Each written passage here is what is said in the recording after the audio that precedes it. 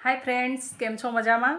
આજે ઘણા દિવસ પછી આપણે લોકો મળ્યા છીએ અને સાથે લાવી છું મેગી મસાલા અને વધેલા ભાત ને વધેલા રોટલામાંથી બનાવીશું આપણે એક અનોખી રેસીપી, અને જે તમને બધાને ખૂબ જ ભાવશે અને બનાવી પણ એકદમ સહેલી છે. તો ચાલો જોઈ લઈએ.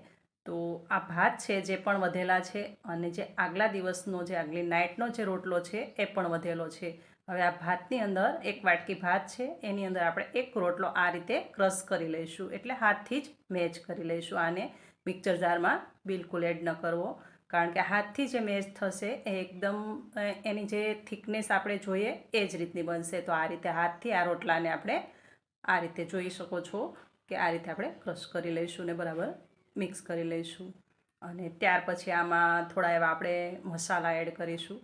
એકદમ પરફેક્ટ રેસીપી બને છે અને એકદમ સિમ્પલ છે બનાવી, અને તમને બધાને, મને યકીન છે કે તમને બધાને ખૂબ જ ભાવશે. અને સ્વાદ પ્રમાણે મીઠું, થોડી એવી હળદર, 3 ચમચી અહીંયા તલ ઉમેર્યા છે, 1 ચમચી અજમો, અને ત્યાર પછી આને પાછું આપણે એકદમ સરસ હાથથી મેચ કરી લઈશું.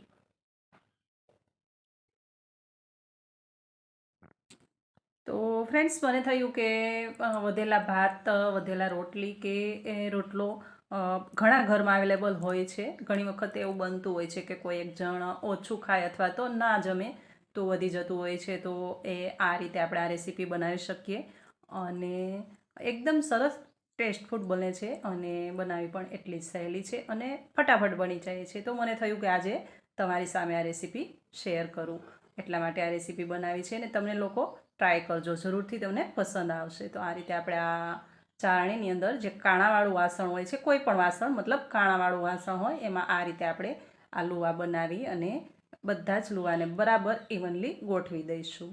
અને આ મસાલાની અંદર 1 ચમચી મરી પાવડર પણ મેં એડ કર્યો છે, તો જરૂરથી એડ કરવો. જોઈ શકો છો આ રીતે આ ચાળણીમાં મેં બધા જ લુવાને ગોઠવી દીધા છે. અને ત્યાર પછી 3 થી 4 ગ્લાસ અહીંયા પાણી ગરમ મૂક્યું છે. થોડા એવા લીંબુની સ્લાઇસ છે અને થોડું નમક એડ કરી અને આપણે આ સ્ટેન્ડ લગાવી દઈશું, અને એકદમ સરસ આપણે આને બોઇલ કરી લઈશું. લીંબુ એડ કરવાથી આ તપેલું જે મૂકેલું છે એ કાળું નથી પડતું અને એકદમ સરસ ચોખ્ખું રહે છે. તો આ રીતે આપણે આ બધા જ લુવાને આ સ્ટેન્ડ પર ગોઠવી દઈશું.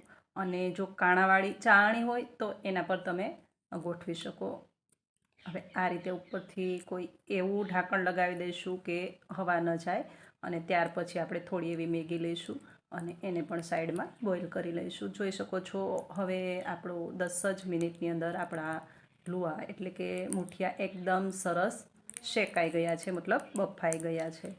જોઈ શકો છો સરસ એવી સ્ટીમ થઈ ગયા છે. હવે આને આપણે કાઢી લઈશું સાઈડ પર, અને ત્યાર પછી આપણે મેગી પણ એવી જ રીતે કાઢી લઈશું. તો મેગી પણ સાથે તૈયાર છે, અને આ મુઠિયા પણ. તો અલગ જ કોન્સેપ્ટ, મને થયું કે અલગ રીતે આપણે આ મુઠિયા બનાવીએ.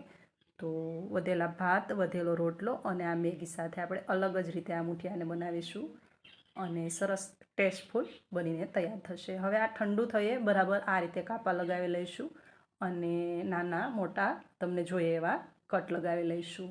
અને ત્યારબાદ થોડા 2 થી 3 મુઠિયા આખા એવા રાખી અને એને થોડું ભાંગી હાથથી મેચ કરીને ભૂક્કો કરી દઈશું.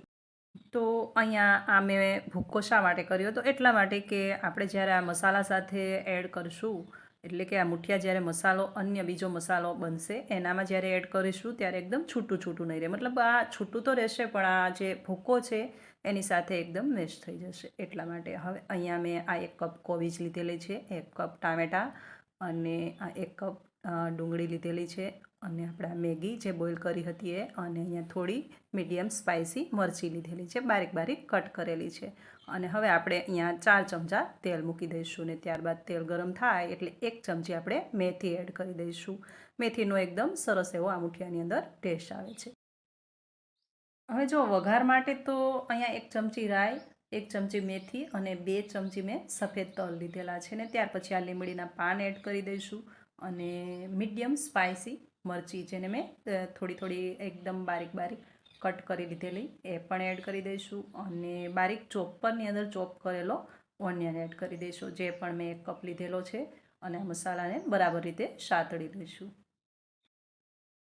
હવે જો ઘણી જગ્યાએ મેથી વઘારની અંદર પડતી હોય છે, તો મેથી ડાયજેશન સિસ્ટમ માં સુધારો કરે છે અને એકદમ સરસ એવો ટેસ્ટ પણ આપે છે. તો મેથી જરૂરથી એડ કરવીને ત્યાર પછી અહીંયા મેં થોડી આદુની કતરન એટલે કે પેસ્ટ લીધેલી છે, 1 ચમચી ભરીને એડ કરેલી છે.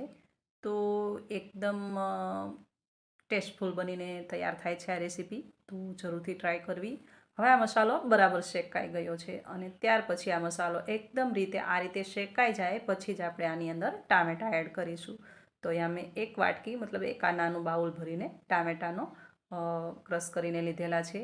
હવે આ ટામેટાં આપણે આમાં એડ કરી દઈશું ને એને પણ એકદમ ઇવનલી શેકી લઈશું. મતલબ એક મસાલો શેકાય ત્યાર પછી આપણે બીજું ઇન્ગ્રીડિયન્ટ્સ એડ કરીશું અને એને પણ શેકી લઈશું ને ત્યાર પછી જ આપણે ત્રીજું ઇન્ગ્રીડિયન્ટ્સ એડ કરીશું. એવી રીતે મસાલાને સ્ટેપ બાય સ્ટેપ શેકી લેવાનો છે અને સ્વાદ પ્રમાણે આમાં આપણે નમક એડ કરી દઈશું. તો નમક એડ કર્યું છે, ટામેટાં એડ કર્યા પછી નમક એડ કરું અને ત્યાર પછી બારીક કટ કરેલી કેબેજ લીધેલી છે, એ પણ આ નાનું એક બાઉલ છે, તો એડ કરી દઈશું ને એને પણ આ મસાલાને ત્યાં સુધી શેકીશું જ્યાં સુધી તેલ છૂટું ના પડે.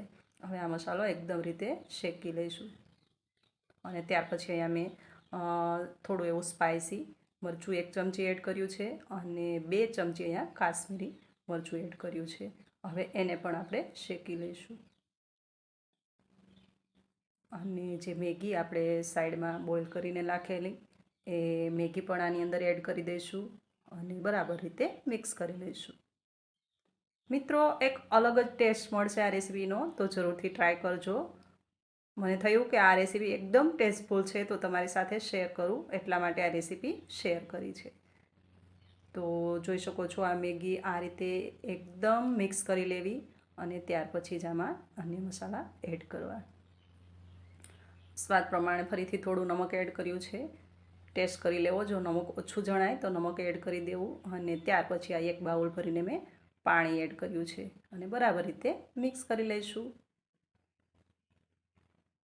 અને ત્યાર પછી આપણે આજે મુઠિયાને કટ લગાવેલા હતા એ મુઠિયા આની અંદર એડ કરી દઈશું ને બરાબર રીતે મિક્સ કરી લઈશું.